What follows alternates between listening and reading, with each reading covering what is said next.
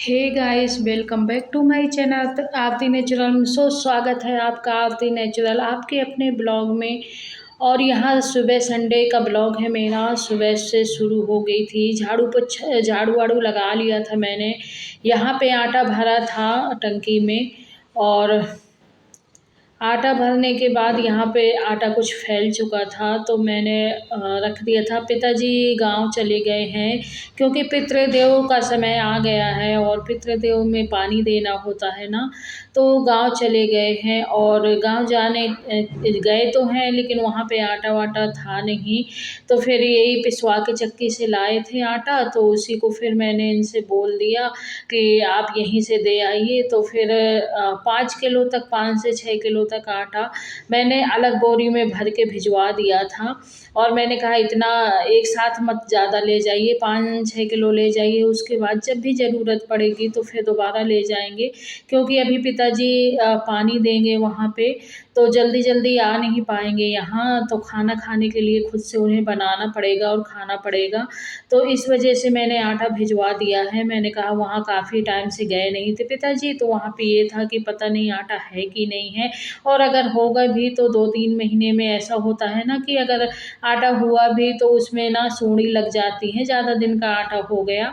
तो मैंने कहा कि ये आप यहीं से आटा दे आइए, तो यहीं से ये 5 से 6 किलो आटा ले गए हैं और दे के आ गए हैं, और छोड़ के अब वो वहाँ 15 दिन तक रहेंगे गाँव में, और पानी देंगे पितृदेवों को, और खाना खुद ही बनाएंगे, क्योंकि अब यहाँ से तो रोज़ खाना जा नहीं सकता कि तीनों टाइम का खाना यहाँ से भिजवा दूँ, तो ऐसा होता नहीं है। तो और इस टाइम की उस टाइम, उस टाइम की उस टाइम सब्जी दाल खाते नहीं हैं पिताजी कि उनको सुबह ही भिजवा दूँ, तो उनको बनाना तो पड़ेगा ही। तो फिर यहाँ पे देखिए, यहाँ पे जो भी आटा था तो मैं बोरी में डाल रही हूँ, और छोटी वाली बोरी में पिताजी के लिए डाल के भिजवा रही हूँ। और टंकी लूँगी, टंकी का आटा भी ख़त्म हो चुका है, तो टंकी का आटा जो ख़त्म हो गया है उसमें डाल लूँगी बाकी का आटा।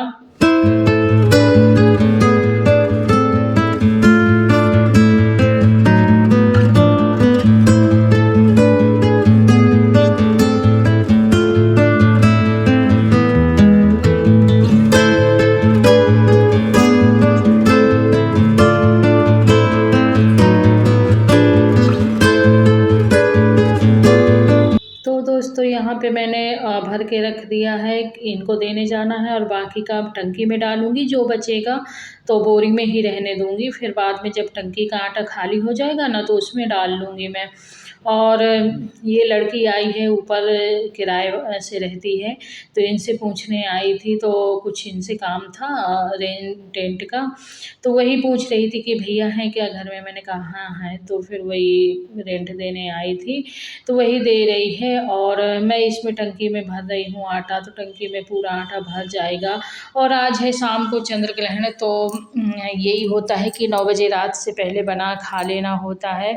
तो सुबह से ना संडे को तो कोई टाइम ही नहीं, और भी टाइम नहीं मिलता हम लोगों के लिए।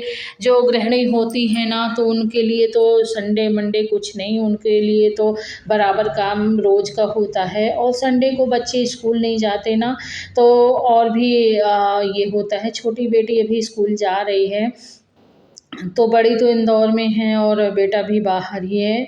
तो यही है कि छोटी बेटी है, और पिताजी भी अभी चले गए हैं। और इस टाइम ना 1-2 दिन के लिए अभी जैसे घर के सदस्य कुछ इधर-उधर हो गए हैं, तो अभी यही है कि जो वैसे तो खाने में लगा रहना होता है, तो थोड़े इस तरह के काम होते हैं जो, तो ये होता है कि कर लें। तो बस आटा भर चुका है टंकी में, और जितना ज़रूरत था, और कमर भी दर्द करने लगी है, क्योंकि झुके-झुके पहले सुबह से बाकी के काम हो ही जाते हैं डेली यूज़ वाले, झाड़ू, पोछा, बर्तन, किचन, ये सब। तो वही हाँ, टंकी का आटा भर गया है टंकी में, और जो बचा है इतना, तो इसको मैं यहीं पे टेबल पे रख दूँगी। तो पहले इसका यूज़ करूँगी, जो बोरी में आटा है इसको पहले रोटी बनाने में यूज़ कर लूँगी 2-4 दिन, फिर उसके बाद टंकी का आटा यूज़ करूँगी। तो टंकी को मैं रख दूँगी जाके किचन में, और इसमें ना बोरी को अच्छे से थोड़ी कर दूँगी, क्योंकि मेरे घर में ना चूहों का बहुत ही आगमन है। मेरे घर में बहुत चूहे आते हैं। पता नहीं अगल-बगल के घरों में ना दुकानें रखी हैं, किराना स्टोर है, तो उनके यहाँ इतना स्टोर का सामान रहता है कि वहाँ चूहे रहते हैं। वहाँ से सीधे बगल के घर में उनको आने में कितना टाइम लगता है, तो आ जाते हैं। और मैंने बेसन भी पिसवा लिया था, साथ ही साथ ये गए थे आटा लेने। चक्की तो मैंने दूल भी दे दिया था, चने की दाल मैंने कहा बेसन भी पिसवा लाइएगा, क्योंकि बेसन भी अब था नहीं। और एक दिन जो लास्ट में था थोड़ा-सा, उसका बेटी को चिल्ला बना दी थी। तो मेरे घर में बेसन का यूज़ ज़्यादातर चिल्ला बनाने में ही होता है, क्योंकि बच्चों को ज़्यादातर चिल्ला पसंद है। और कढ़ी तो कभी महीने में 1 या 2 बार कभी बन जाती है, लेकिन कढ़ी में कम और चिल्ले में ज़्यादा यूज होता है बेसन। और यहाँ पे अब मैंने बना लिया है नाश्ता। नाश्ते में बनाया है मैक्रोनी, और 3 ही प्लेट बनाया है, 1 हस्बैंड के लिए, 1 बेटी के लिए, आशू के लिए, 1 अपने लिए। सो 3 प्लेट मैंने बना के दे दी हैं, और जाके आशू को दूंगी। ये बाहर हैं, इनको भी बुलाऊंगी, तो हम तीनों लोग करेंगे नाश्ता। और आप लोगों को कैसी लगती है मैक्रोनी? मुझे या मेरे बच्चों को सबको बहुत पसंद है, हस्बैंड को भी पसंद है। ये सारी चीज़ें तो ज़्यादातर सभी लोगों को पसंद होती है, बच्चों को भी और बड़ों को भी। तो मैंने यहाँ पे बना ली है रेडी सॉस की मैक्रोनी। और चलिए अब मैं दे रही हूँ आशू को, और देखिए कितनी अच्छी लग रही हैं ना, मुझे तो बहुत अच्छी लगती हैं, और बेटियों को भी। हम लोगों का हैवी नाश्ता हो जाता है, तो फिर खाने की कोई जल्दी नहीं रहती। उसके बाद नाश्ता किया, और नाश्ता के बाद मैंने किया पूजा। पूजा हो गई है मेरी, तो भगवान जी अभी नीचे ही रखे रहेंगे जब तक दीपक जलेगा, तब तक भगवान जी नीचे ही रहेंगे। और फिर जब दीपक पूरा जल जाएगा, तब उसके बाद फिर भगवान जी को उठा के मैं अलमारी में रख दूँगी। और इधर आ चुकी हूँ मैं किचन में, तो नाश्ता के डले थे बर्तन, तो उनको भी मैं धुलने लगी हूँ, क्योंकि साथ ही साथ काम होते जाते हैं ऐसे। क्योंकि अगर ये सोच लो कि काम बाद में करो, तो फिर डला रहता है, तो थोड़ी-थोड़ी काम होते जाते हैं। अगर ये सोच लो कि एक साथ बर्तन धुलूँगी, तो फिर बर्तन बहुत ज़्यादा हो जाते हैं, और फिर धुलने में अपने को भी बहुत ज़्यादा ये होता है कि अरे सारे इतने बर्तन हैं।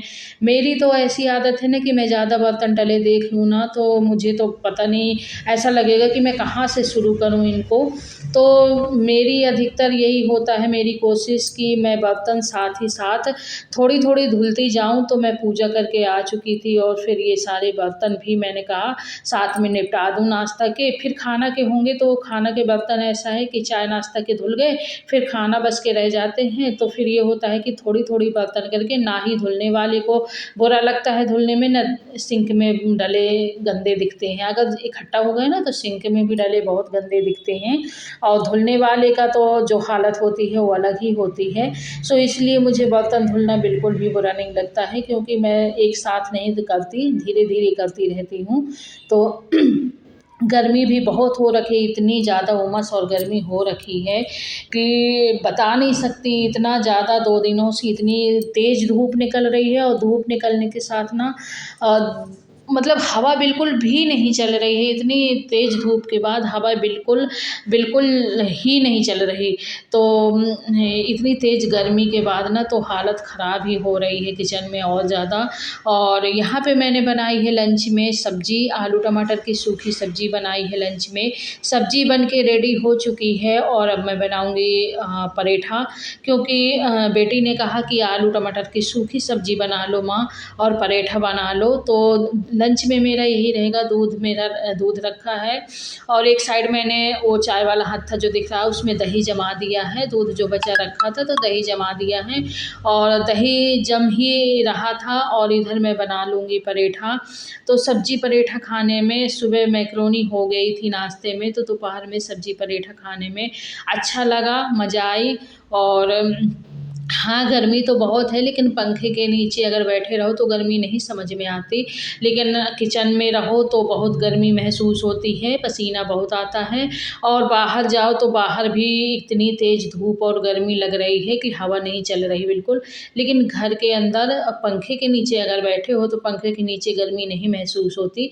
ये क्वार का महीना है ना, तो क्वार में ऐसे ही तेज़ धूप निकलती है, क्योंकि बारिश भी इस समय 2-4-6 दिन से हुई नहीं, और एकदम मौसम भी इतना तेज़ धूप वाला है, तो और हवा भी नहीं चल रही।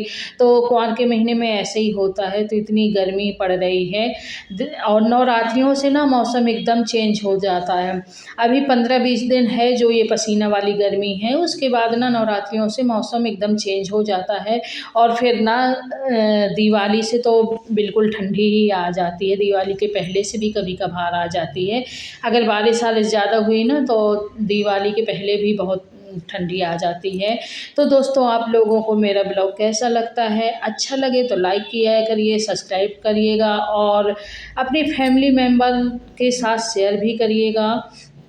और कमेंट करके मुझे ज़रूर बताइएगा कि आप लोगों को मेरा ब्लॉग कैसा लगता है। और मैंने धुले थे बाल, तो बालों को ना मैंने ऐसे ही क्लेचर ऊपर लगा लिया है। ये अभी गीले हैं, सूखे नहीं हैं।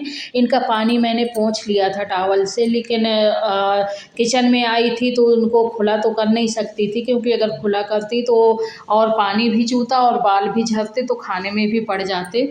तो मैंने यहाँ पे क्लेचर लगा लिया है गीले बालों में, बालों को सुलझा लिया था, और बाल का पानी नहीं हो रहा था, गिर रहा था, लेकिन अभी गीले थे तो मैंने लगा लिया था क्लेचर। और क्लेचर खाना बना लूँ, खाना बनाने के बाद रूम में जाके इनको अच्छे से सुखा लूँगी।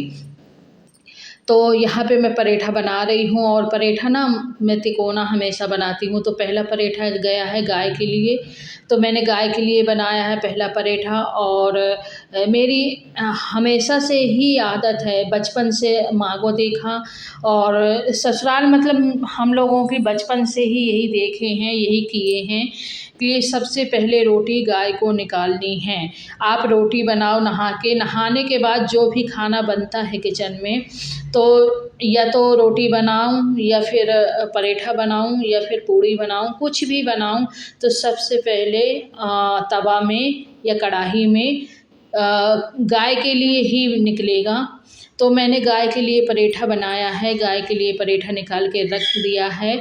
और यहाँ पे ना मैं पसीना पसीना हो रही हूँ, और मैंने चेहरे में कोई क्रीम वो नहीं लगाया है, बस नहाई हूँ। नहाने के बाद एलोवेरा जेल लगा ली हूँ और चली आई हूँ खाना बनाने, क्योंकि पसीना पूरा सब खराब कर देता है। अगर पाउडर भी लगाओ तो पसीना खराब कर देता है, उसके बाद भले ही मैं लगा लूँ। तो यहाँ पे ना मैं 3 कोने के पराठा हमेशा बनाती हूँ। मुझे ना बचपन से ही 3 कोने के पराठा पसंद थे, और मैं हमेशा ऐसे ही बनाती हूँ, ऐसे ही खाती हूँ। हाँ, कभी कभार जल्दी हुई तो बात अलग है, नहीं मुझे 3 कोने के पराठा हमेशा ही अच्छे लगते हैं। गोल पराठों में ना वो स्वाद नहीं रहता जो 3 कोने के पराठे में स्वाद रहता है। आप देखिए, मैं अभी आप लोगों को बना के दिखाती हूँ। इनका ना जब 3 कोने के हम पराठा बनाते हैं ना, और जब इनको रखते हैं प्लेट में, तो इनकी परतें निकलने लगती हैं, नीचे से ऊपर से परतें निकलने लगती हैं, जो कि देखने में और खाने में मुझे बहुत अच्छी लगती हैं। इसलिए शायद मुझे 3 कोण के पराठा बहुत अच्छे लगते हैं, और मैं जब भी बनाती हूँ ज़्यादातर ऐसे ही बनाती हूँ। तो यहाँ पे देखिए, मैं आप लोगों को दिखा रही हूँ, एक पराठा गाय का निकल चुका है। अब ये पराठा सब अपने खाने के लिए ही निकलेंगी, और कुत्ते के लिए तो बाद में ही डाल देना होता है, सबसे लास्ट में। और ये फिर कल की रोटियां रखी हुई बासी तो भी वो लोग खा लेते हैं, ऐसा कुछ नहीं होता। तो यहाँ पे पराठा सीख चुका है, और इसी तरह मैं 3-4 पराठा बना के आंसू को दे दूँगी। फिर ये जब आएंगे, ये देखिए आप देख सकते हैं, पास से दिखा रही हूँ, आप लोग देख सकते हैं कि जैसे मैंने पराठा तवा से उठाया, और 3 कोने के पराठे में यही फ़र्क रहता है कि पराठा मतलब बीच से ही फट के अलग परतें हो जाती हैं। यही चीज़ मुझे 3 कोने के पराठे की बहुत अच्छी लगती है, और इसलिए वो खाने में मुझे बहुत टेस्टी लगते हैं। तो हमेशा जब भी वो हो तो हमेशा इस तरह 3 कोने के पराठे ही खाना अच्छे लगते हैं मुझे।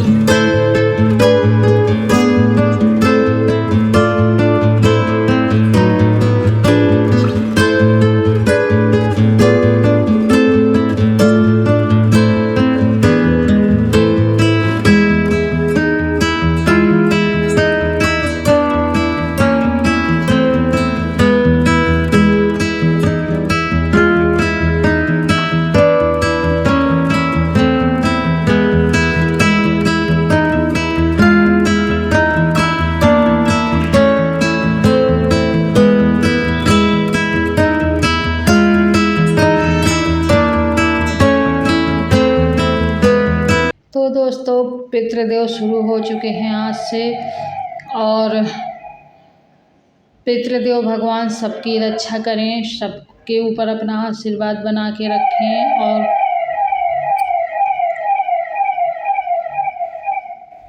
सबके लिए अपना आशीर्वाद बना के रखें और हमेशा सुरक्षा दें। तो यहाँ पे मैं आंसू को दे रही हूँ, आप लोगों को दिखा रही हूँ कि जितने भी मैंने परेठा बनाए हैं सब देखिए एकदम परतें अलग अलग निकल रही हैं परेठों की, बहुत ही अच्छी लग रही हैं और खाने में भी बहुत टेस्टी। तो मैं अब जाके आंसू को दूँगी खाना, सब्जी परेठा, और फिर उसके बाद अपने लिए और हस्बैंड के लिए बनाऊँगी। तो यहाँ पे खाना मेरा बन चुका था, खाना बना के और आंसू को खिला के मैं आ चुकी थी रूम में, और रूम में बस बालों का पानी पूरा सूख गया था। फिर बालों को ना थोड़ी से पंखे में बैठ कर सुखाया, और बस उसके बाद थोड़ी सी मैंने कहा कंघी कर लूँ। तो देखिए बाल इतने ज़्यादा झड़ रहे हैं, इतने ज़्यादा टूट रहे हैं कि बिल्कुल पतले हो गए हैं मेरे बाल। मैं कभी लंबे ज़्यादा नहीं करती थी बाल, लेकिन घने थे, लेकिन अब तो बाल इतने झड़ते हैं कि झड़ झड़ के बाल पूरे एकदम पतले पतले हो चुके हैं। खैर बालों का तो यही है कि हो जाता है कभी किसी चीज़ से, कभी कोई शैम्पू या फिर किसी तेल से, या फिर हो जाता है खान पान से, या फिर जिस चीज़ से होता हो, लेकिन बहुत बाल झड़ते हैं। खैर कोई बात नहीं, अब झड़ते हैं तो क्या ही कर सकते हैं। मैं केयर कर नहीं पाती बालों की कि ज़्यादा केयर करूं, क्योंकि थोड़ी मैं आलसी पड़ जाती हूँ, केयर नहीं ज़्यादा कर पाती अपनी। सबकी कर लूँगी केयर, पर अपनी केयर नहीं कर पाना होता है। हम गृहिणियों के लिए ज़्यादातर ऐसे ही होता है। तो चलिए आप लोग एंजॉय करिए, और रात में 9 बजे से खाना वाना मत खाइएगा। और